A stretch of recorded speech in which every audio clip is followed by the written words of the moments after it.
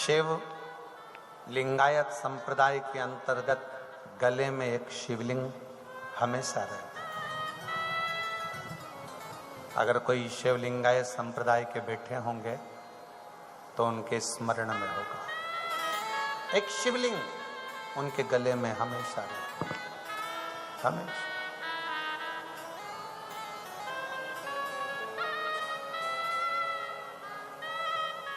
सत्यवान के पिताजी ने कहा कि मेरे पास में एक शिवलिंग है। धुमसेन बोले छोटा सा शिवलिंग।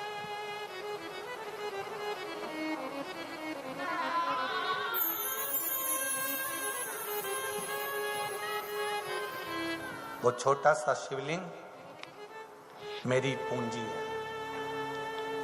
सावित्री जी बोली कि पिताजी बस पूरा राज्य चले जाए जाने दो, पूरा वैभव चले गया जाने दो, और आपने अपना शिवलिंग नहीं जाने दिया तो यह भी पक्का है कि शंकर आपका पूरा वैभव राज्य वापस लेकर आएगा, वापस लाए।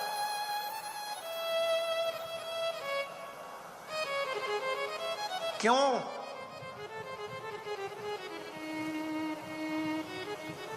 किस लिए? आप शंकर जी के मंदिर में एक लोटा जल चढ़ाने जा रहे हो और भोलेनाथ जी आपकी झोली भरते जा रहे हैं, भोलेनाथ बाबा आपके ऊपर कृपा करते जा रहे हैं, शंकर जी सबकी मनोकामना पूर्ण करते जा रहे हैं। किस लिए? क्योंकि आपके अंदर शंकर के प्रति विश्वास आ गया और आप जान गए कि मृत्यु लोक का देव है, देव अधिदेव महादेव। राम जी भी जिसकी पूजन करते हैं, भगवान कृष्ण भी जिसकी पूजन करते हैं, वो देव अधिदेव महादेव। बोल बम का नारा है बाबा। ये आप जान गए कि बाबा हमारा सहारा है।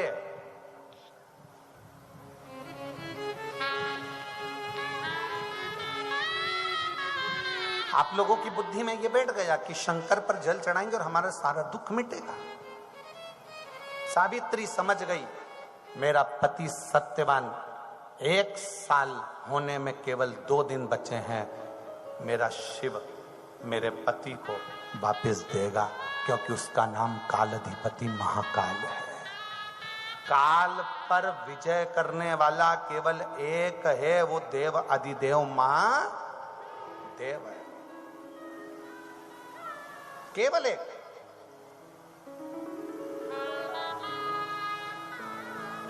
शिव होते हैं जो अपने भक्त को भगवान से मिला देते हैं, जिसकी कामना करते हो उससे मिला देते हैं। महाराष्ट्र के एक संत हुए श्री चांगदेव जी महाराज।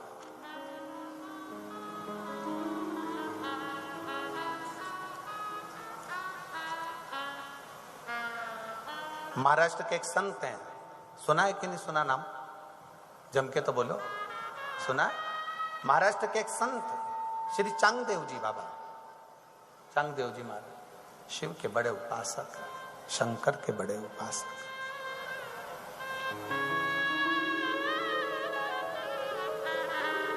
उनकी उम्र का कोई अंदाजा नहीं है, उम्र का नहीं।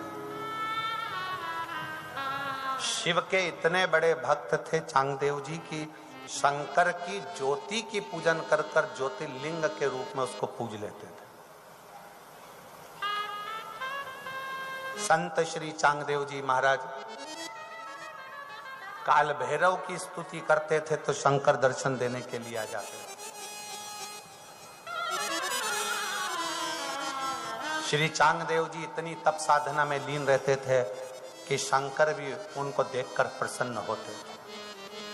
महाराष्ट्र के ऐसे संत महाराष्ट्र में जन्मे हैं।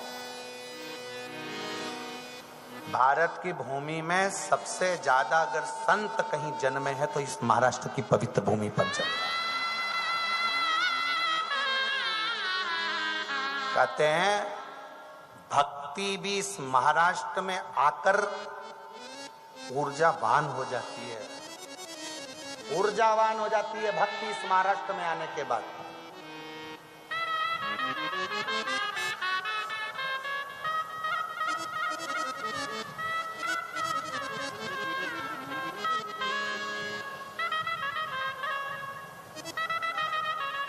संत तुकाराम, संत श्री नामदेव जी महाराज, ऐसे कई कई कई संत इस महाराष्ट्र की पवित्र भूमि ने दिए। उसमें से एक संत है श्री चांगदेव जी। उम्र का ठिकाना नहीं है, कितनी उम्र है।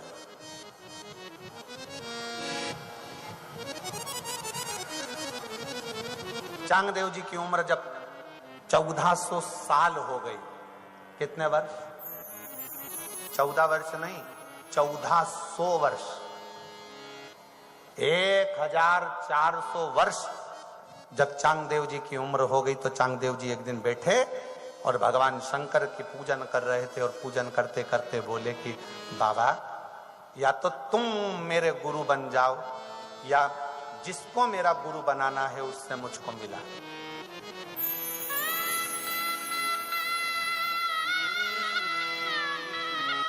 या तो तुम मेरे गुरु बनो, या जिससे मुझे गुरु मंत्र लेना उससे तुम मुझे मिलाओ। चांगदेव जी ने अपनी पूरी जिंदगी में शंकर भगवान को गुरु मानकर रखा था, पर चांगदेव जी को यह मालूम था कि संसार में जन्म लेने के बाद एक बार गुरु दीक्षा लेना भी जरूरी है।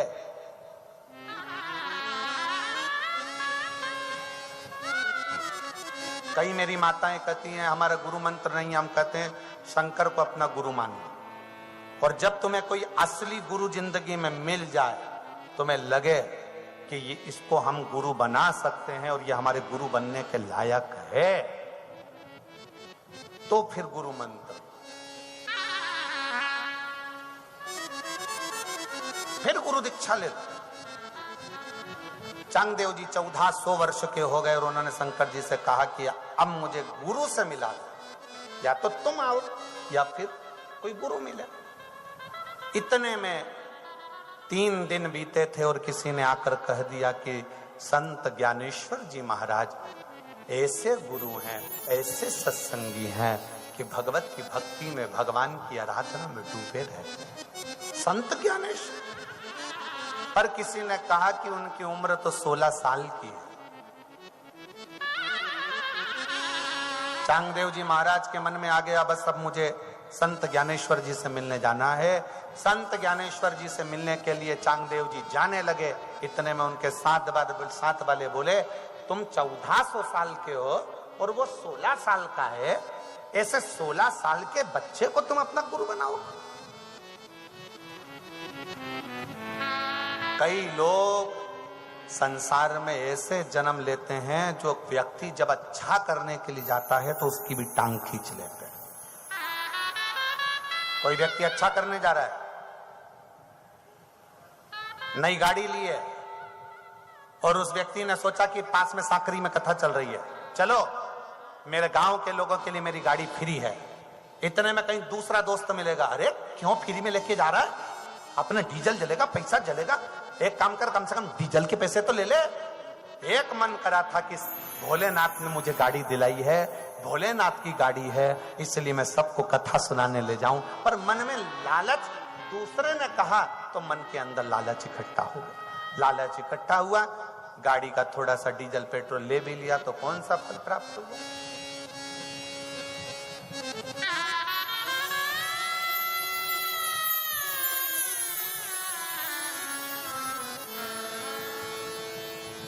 फिल्म जाते समय तुम किसी की मानते हो क्या? जम के तो बोलो जरा।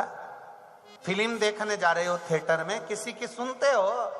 मन करा और दोनों धनी लुगाई, दोनों पति पत्नी बैठे गाड़ी से, घुड़ घुड़ करके फिल्म देखने पहुंच गए।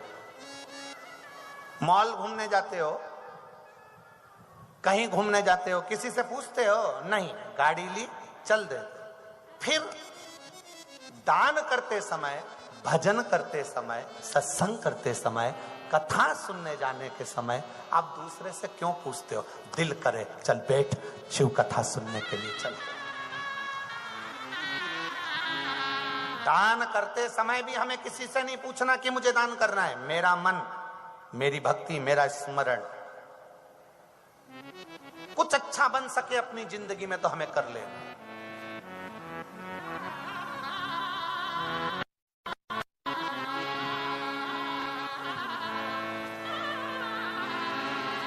अगर मेरा भोले बाबा आपको अच्छी अच्छी गाड़ियां दिलाए, खूब खूब अच्छी अच्छी गाड़ियों की लाइन लगा दे, तो बाबा से कहना, बाबा मैं भी मेरे गांव के लोगों को लेकर कुबेरेश्वर धाम रुद्राक्ष महोत्सव में भर कर लेकर आ जाऊंगा, ऐसी कृपा कर, कृपा कर।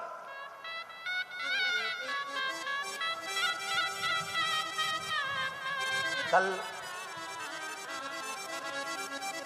मौनी अमावस्या है, पूरी दुनिया के लोग कुंभ का त्रिवेणी संगम का स्नान कर रहे हैं और आप उनसे परे कितने किस्मत वाले हो जो माघ महीने की मौनी अमावस्या के दिन शिव महापुराण की कथा का स्नान कर रहे हो।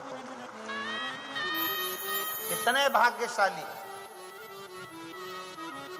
और कल कथा का कौन सा दिन है? जम के बोलो जरा। छठा।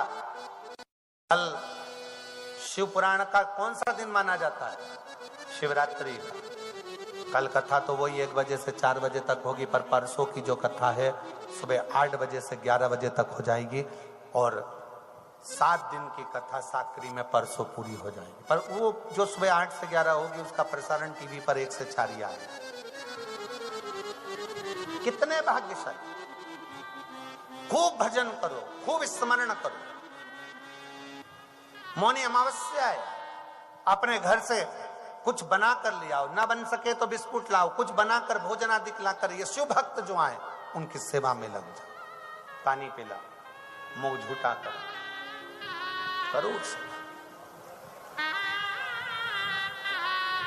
शिव भक्ति करो। चांगदेव जी महाराज जी ने विचार कर लिया, सूचना मिली 16 वर्ष का बालक। साथ वालों ने कहा, गुरुदेव तुम 1400 साल के, वो 16 साल का, कहां गुरु दीक्षा लेने जा रहे हैं? चांगदेव जी महाराज के मन में साथ में रहने वालों ने थोड़ा सा अहंकार उत्पन्न कर दिया, थोड़ा सा। ये मत सोचना कि भगवान का भजन करते हो या तप करते हो या साधना करते हो तो अहंकार नहीं आएगा। सबसे ज्यादा अहंकार भगवान की भक्ति करने वाले के अंदर ही प्रवेश करता है, जिससे भगवान से तुम्हारी दूरी हो जाए, तुम इतने अहंकारी हो जाओ कि भगवान तुमसे दूर होता चले जाए और तुम्हें भगवान का कभी दर्शन ना हो पाए। याद रखना, तुम भगवान के मंदिर में 1 साल 2 साल 4 साल 6 साल जाकर जल चढ़ा रहे हो, मंदिर में झाड़ू लगा रहे हो, पोछा लगा रहे हो, सेवा कर रहे हो, कभी किसी से मत कहना कि मैं इतने साल से सेवा कर रही हूं। कभी अकड़ की बात मत करना। अहंकार हमारे सारे पुण्य को जलाकर समाप्त कर देता है, कभी मत कहो। कोई तुमसे पूछे साकरी में कथा कौन करा रहा है, सीधी बात बोलो, शंकर जी करा रहा है। कौन बाच रहा है? सियोर वाला नहीं, शंकर जी बाच रहा है। कौन सुन रहा है? आप नहीं। आपकी सामर्थ्यता नहीं है कि 3-4 घंटा आप एक जैसा ये गोड़ी बांध कर एक जैसे बैठे रहो, तुम्हारी सामर्थ्यता नहीं। तुम घर में 5 मिनट सकने नहीं बैठो तो यहां 3 घंटा कैसे बैठ सकते हो? तुम नहीं बैठे हो।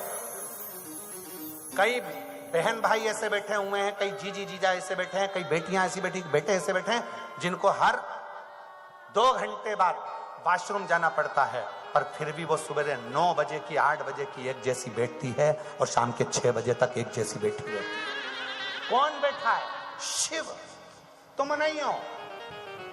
सियोर वाला महाराज कथा नहीं कर रहा, कथा बाँच रहा है शिव। कथा सुन रहा है शिव और कथा करवा रहा है शिव। अपनी सामर्थ्यता नहीं कि अपन कुछ कर, अपनी सामर्थ्यता।